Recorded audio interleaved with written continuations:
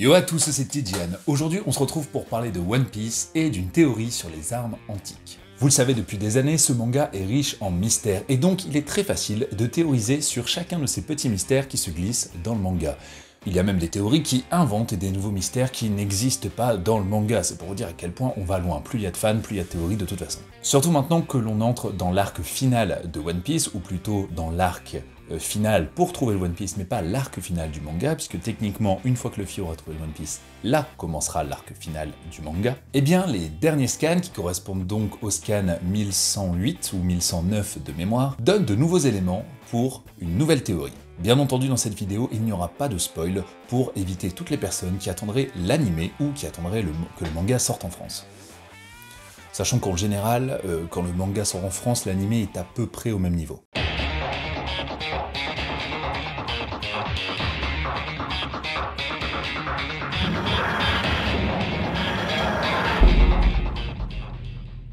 Au niveau des armes antiques, pour les faits qui sont établis, nous avons celle dont Franky a brûlé les plans, ou plutôt Cutiflamme, parce qu'on oublie souvent que Franky s'appelle comme ça à la base. Nous avons celle qui est incarnée par Shirahoshi, et nous avons celle qui dort en dessous de Wano Kuni, qui correspond aux frontières de Wano Kuni. D'ailleurs, l'image de couverture du scan 1109 nous montre l'île de Wano Kuni sous l'eau, c'est-à-dire l'endroit où se trouvait Wano Kuni avant que l'arme antique soit activée, ce qui, si j'ai bien compris, a élevé des frontières, a permis à Wano Kuni de s'isoler en mettant l'arme antique, je dirais, en dessous, mais qui a fait inonder toute la partie qui est maintenant immergée de Wano Kuni. Et là, ça relève plus du spoil parce que c'est déjà paru dans l'anime et dans le manga, donc il faut juste être à jour. Mais le gouvernement a en sa possession une sorte d'arme qui se trouve dans le ciel et qui permet de raser complètement un état. Là, forcément, on pense à quelque chose, la Pyota, ou le château dans le ciel de Miyazaki. Non, Miyazaki n'est pas dans le manga ni ses personnages, il s'agit bien d'une arme antique.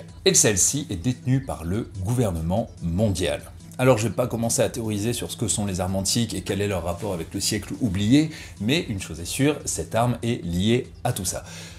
Mais surtout, elle est liée donc aux 5 doyens, et donc à Im-sama. La théorie vient donc du chapitre 1109, et donc ce léger spoil qui est que l'un des 5 doyens, Saturne en l'occurrence, à la fin de ce scan, active une sorte de fouet noir, je prends cette expression en hommage à My Hero Academia, qui va vers le ciel en faisant comprendre qu'en fait il est dans une situation un peu compliquée et que là il va avoir besoin d'aide pour que tout ce qui se passe là reste secret et soit détruit avant que Vegapunk ne révèle le secret du siècle oublié, ou plutôt l'histoire du monde, ou plutôt on ne sait pas trop ce qu'il va révéler en vrai. Mais qu'on soit honnête, je pense que Vegapunk a prévu d'avouer quelque chose ou de donner une clé de résolution du siècle oublié pour que tout le monde ait cette information, pour que le gouvernement ne puisse plus la cacher, puisqu'il sait que sa vie va prendre fin, et ainsi, si tout le monde est au courant, eh bien le gouvernement ne peut pas le cacher, tout le monde le sait. Et on va vers un effondrement général de la marine.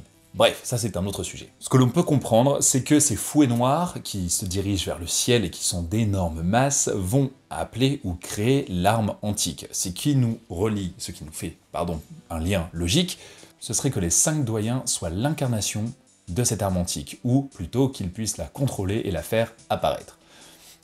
Nous avons appris plus tôt récemment que les 5 doyens sont en réalité sous forme de démons, et qu'ils portent chacun le nom d'une planète. Alors la question étant, est-ce que chacun ont leur propre arme de destruction massive qui porterait la planète Saturne, Mars, Vénus, etc. Ou est-ce qu'ils en ont une commune qu'ils peuvent utiliser ?